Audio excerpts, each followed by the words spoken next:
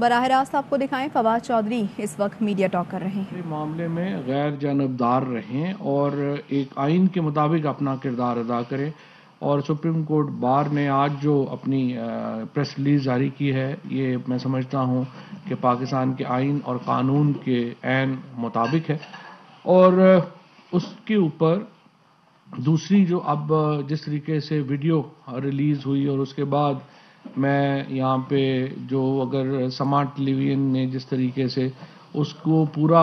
اس کا جو فورینزک ہے اس کا کچا چٹھا کھولا، اگر اس کی تعریف نہ کروں تو میرا یہ خیال ہے کہ ان کی وہ جو ٹیم ہے اس کے ساتھ زیادتی ہوگی۔ جس طریقے سے یہ ساری ویڈیو ایک جعلی ثابت ہوئی، اور یہ پہلا موقع نہیں ہے کہ نون لیگ کی طرف سے اس طرح کی جو ویڈیوز جاری کی جائیں، اور اس کا واحد مقصد یہ ہے کہ جوڈیشری کو آپ دباؤ میں لے کے آئیں۔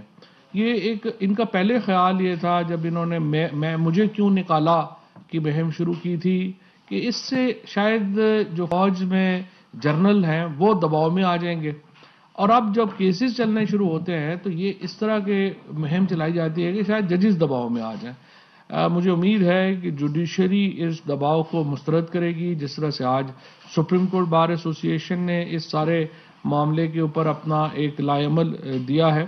اور اب یہ معاملے کو اس کو یہاں پہ نہیں رکنا چاہیے۔ میں تو یہ سمجھتا ہوں کہ اس کے اوپر جو لوگ ملوث ہیں، اور ہمارے سامنے یہ سارے کردار جو یہ کھیل رہے ہیں، اس میں وہ ہمارے سامنے ہے۔ مریم نواز شریف کا جو ہمیشہ سے ایک منفی اس طرح کا رویہ رہا، جہاں لوگوں کی ٹیپیں بنوانا، ان کی فیک لیکس کریٹ کروانا، پھر ایک انہوں نے ٹیمیں اپنی بنائی ہوئی ہیں جو کہ فیک لیکس تیار کرتی ہیں، اور اس کو یہ ٹیکنالوجی کی مدد سے اس طرح کی فیک ویڈیوز کریٹ کر کے ان کا خیال ہے کہ ججز ہوں اور جو باقی کابرین ہیں وہ ان کے دباؤ میں آ سکتے ہیں۔ اپنی پارٹی کو بھی شاید قابو کرنے کے لیے انہوں نے اس طرح کی ویڈیوز جو ہیں ان کو وہ بنوا رہی ہیں۔ میرا تو یہ خیال ہے کہ یہ پاکستان کی تاریخ میں کبھی کسی اور سیاسی جماعت نے، کبھی کسی اور میرا نہیں خیال کبھی کسی نے اس طرح کی حرکتیں کی ہوں جس طریقے سے یہ پی ایم ایل این کا مریم نواز گروپ جس طرح کی حرکتیں کر رہا ہے، اور بہرحال ہم اس کی شدید مذمت کرتے ہیں، اور ہمیں امید ہے کہ یہ معاملہ بھی اپنے منطقی انجام کو پہنچے گا۔ حکومت کی حیثیت سے ہم جو بھی ڈائریکشنز آئیں گی عدالتوں کی، ہم اس کے اوپر عمل کریں گے، اور اسی طریقے سے یہ جو ایک پورا ہفتہ ہم نے دیکھا ایک سیریز آف سیمینارز کی گئی، پہلے لاہور میں کی گئی، پھر ایک اسلام آباد میں بھی ایک سیمینار کیا گیا، اور وہ بھی پتہ چلا کہ دونوں جو تھے وہ فورن فنڈنگ سے کیے گئے۔ ان کے پیچھے بھی فورن فنڈنگ تھی، اس کے پیچھے بھی فورن فنڈنگ تھی، اور آج کابینہ میں ڈاکٹر شیریں مزاری نے یہ مطالبہ بھی کیا ہے فورن آفس کے ساتھ کہ جو اس کے جو ڈونرز ہیں ان کو سیکشن 41 ویانا کنونشن کے تحت جو ہے ان کے اوپر بات چیت کی جائے۔ بہرحال اس کی جو پالیسی ہے وہ فورن آفس اپنی بنائے گا، لیکن آج کی کابینہ میں یہ جو فورن فنڈنگ والا تذکرہ ہے یہ بھی اہم گفتگو میں حصہ رہا۔ کابینہ نے جو الیکٹرانک ووٹنگ مشین ہے اس کے اوپر ایک کمیٹی قائم کی ہے، جس کا مقصد یہ ہے کہ جو اس کی نٹی گریٹی ہے، یعنی اب لا تو پاس ہو گیا ہے لیکن اس کو آگے کیسے بڑھانا ہے، اس کے لیے کتنی مشینیں چاہیے، کتنے اخراجات ہوں گے، اور ہمیں ٹیکنیکل کیا اسسٹنس چاہیے ہوگی، اس سارے معاملات کو طے کریں گے۔ الیکشن کمیشن کے ساتھ ایک رابطہ کار بنانے کا جو معاملہ ہے اس کے لیے یہ کمیٹی دی ہے۔ ڈاکٹر بابر روان اس میں ہوں گے، اعظم سواتی صاحب ہوں گے، شبلی فراز ہوں گے، امین الحق صاحب ہوں گے، اور اٹارنی جنرل آف پاکستان ہوں گے، اور یہ جو لوگ ہیں یہ ایک رابطہ کار بنائیں گے الیکشن کمیشن کے ساتھ بھی، اور جو بھی الیکشن کمیشن کو ہماری اس سلسلے میں مدد چاہیے ہوگی وہ انشاءاللہ ہم مہیا کریں گے۔ اور یہ ایک لازمی بات ہے کہ اگلے انتخابات ہر صورت میں الیکٹرانک ووٹنگ مشین کے اوپر ہونے چاہیے اور ہوں گے، اور اس کے ساتھ ساتھ جو 90 لاکھ پاکستانی جو کہ باہر ہے اس کا ووٹ جو ہے وہ انشاءاللہ تعالی اس دفعہ کاسٹ ہوگا۔ بلکہ میں تو سمجھتا ہوں کہ نون لیگ کو تو ہمارا شکریہ ادا کرنا چاہیے کہ پہلی بار جو نواز شریف صاحب کے بیٹے ہیں وہ بھی پاکستان کے الیکشنوں میں ووٹ ڈالنے کے اہل ہوں گے، اس پہ تو ان کو ہمیں شکریہ ادا کرنا چاہیے، لیکن وہ پتہ نہیں کیوں ناراض ہیں، حالانکہ ہم تو ان کی فیملی کو ریپرزنٹیشن دے رہے ہیں کہ وہ آئیں اور اپنے ووٹ ڈالیں، کیونکہ ویسے تو انہوں نے آنا نہیں ہے جو حالات جا رہے ہیں۔ اچھا، ایک امپورٹنٹ بات یہ ہے کہ میں یہ سمجھتا ہوں میڈیا سے جو ہمارا گلے تو رہتے ہیں، کوئی بھی حکومت میڈیا سے اتنی خوش تو نہیں ہوتی، ہم بھی اتنے خوش نہیں ہیں، اور وہ یہ ہے کہ کیونکہ تنقید سہنا مشکل ہوتا ہے، ایسے کہنا کہہ دے بندہ کہ اچھا لگتا ہے، لیکن اچھا دل سے تو نہیں لگ رہا ہوتا، لیکن پھر بھی ہم تو بڑی زیادہ کوشش کرتے ہیں کہ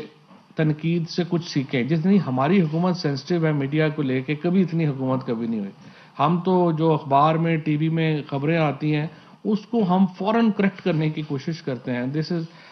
دی کائنڈ آف یہ ہمارا چونکہ پی ٹی آئی کی ایمرجنس میں میڈیا کا جو بڑا رول رہا ہے، رائے عامہ کا بڑا رول رہا ہے، تو اس لیے ہم سینسٹیو ہیں میڈیا کو لے کے. ہمارا گلہ یہ ہے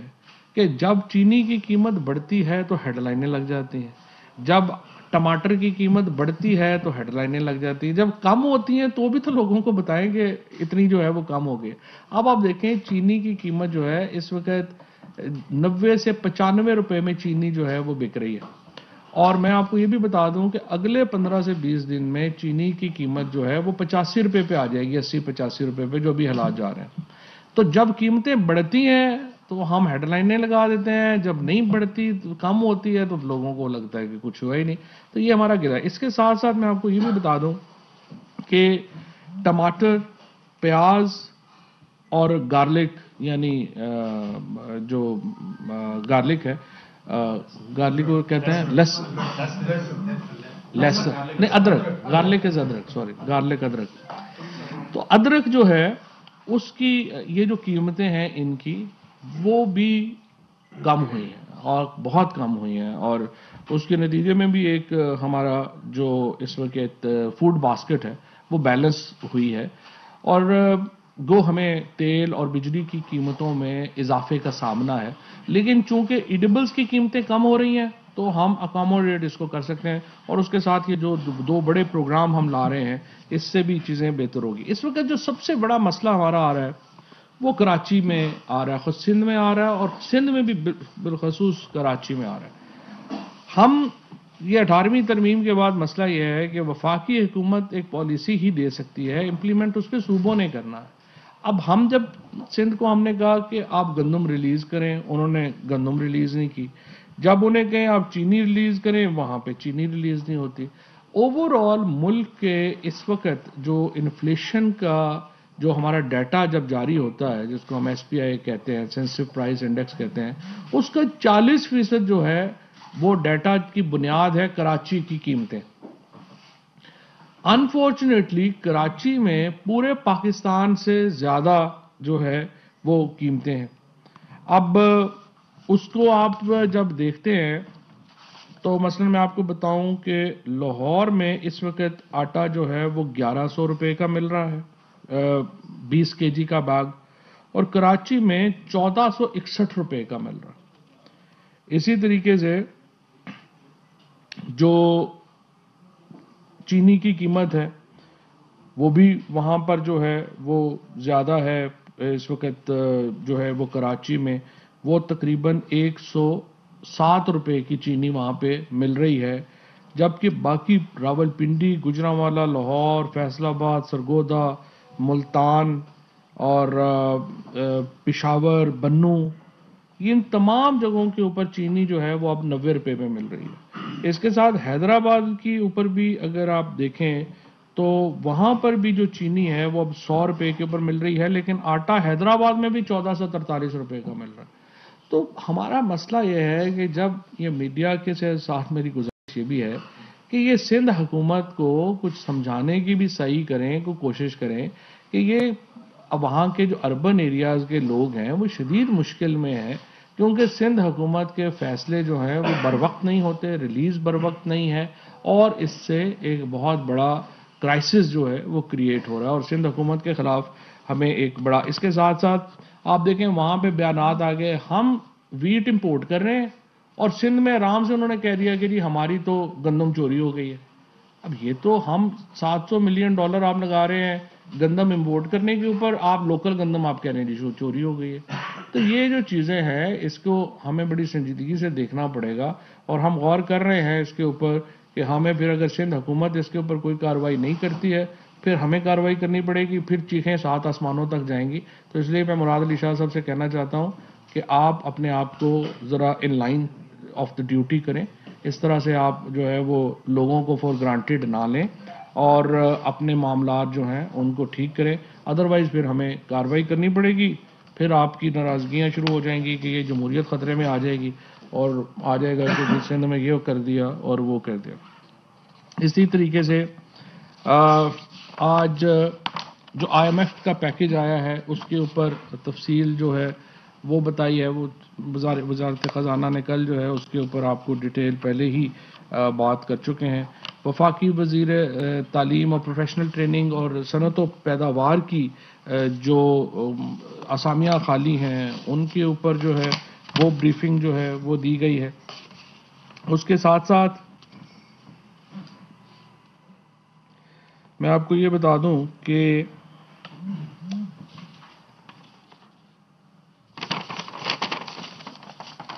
جو اسامیاں خالی ہیں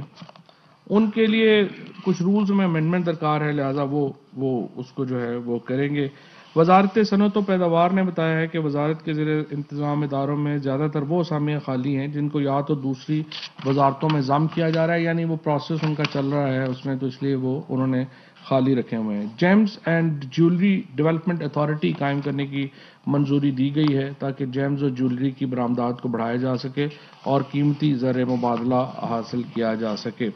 سول ایویشن اتھارٹی نے پاکستان اور برطانیہ کی سول ایویشن اتھارٹیز کے درمیان فریم ورک کی منظوری دی ہے. 3 سال کا یہ معاہدہ ہوگا اور کمرشل ایئر لائنز کے معیار کو بہتر بنایا جائے گا. انٹلیکچوئل پراپرٹی آرگنائزیشن آئی پی او کے بورڈ آف ڈائریکٹرز کو 1 ہفتے کے لیے ملتوی کیا گیا ہے. Private educational institution regulatory authority پر ممبران کی تعیناتی متعلقہ قواعد و ضوابط کے مطابق. اچھا، ایک میں اور بھی میڈیا میں بھی یہ بات کرنا چاہتا ہوں. دیکھیں، میں ابھی دیکھتا ہوں کہ جو ایجنڈا ہوتا ہے اس کو ویسے